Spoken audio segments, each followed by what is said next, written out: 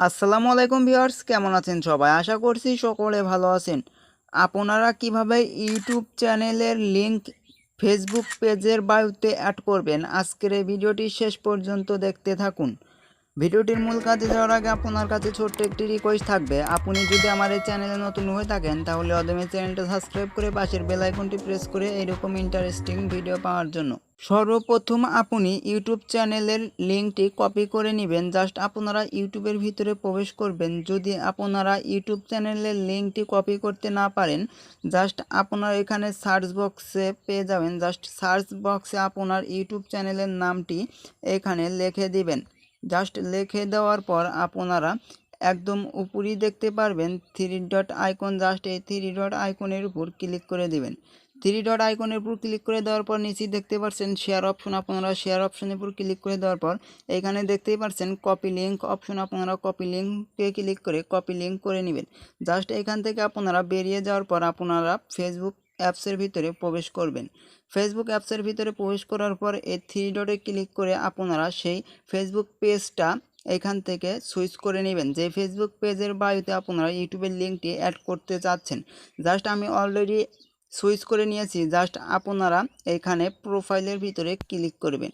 প্রোফাইলের ভিতরে ক্লিক করার পর হালকা একটু নিচে স্ক্রল করবেন। নিচের দিকে স্ক্রল করলে এখানে দেখতে পারবেন থ্রি ডট আইকন। আপনারা এই থ্রি ডট আইকনের উপর ক্লিক করে দিবেন।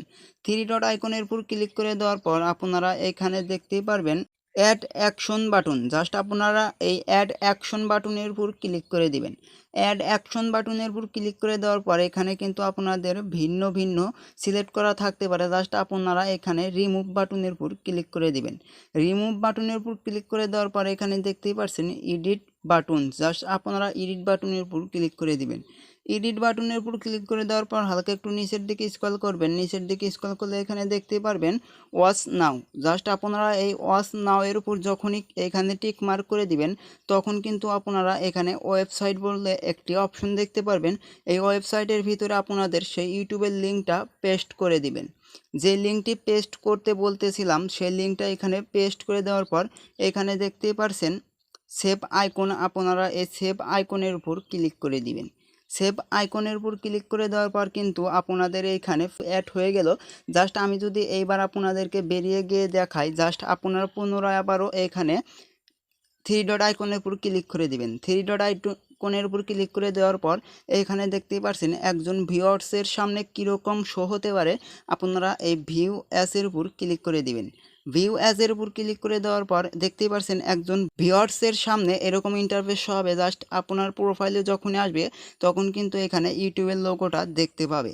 জাস্ট এইখানে ক্লিক করে আপনার কিন্তু ইউটিউবে সরাসরি চলে যেতে পারবে খুব সহজেই। আজকের এই ভিডিওটি দেখে যদি আপনার কোনো উপকার এসে থাকে তাহলে এই চ্যানেলটি সাবস্ক্রাইব করে আপনাদের বন্ধু বান্ধবের কাছে শেয়ার করে দিবেন। ভিডিওটি যেন পরবর্তীতে আপনার কাজে লাগতে পারে। ভিডিওটি শেষ পর্যন্ত দেখার জন্য অসংখ্য ধন্যবাদ। আসসালামু আলাইকুম।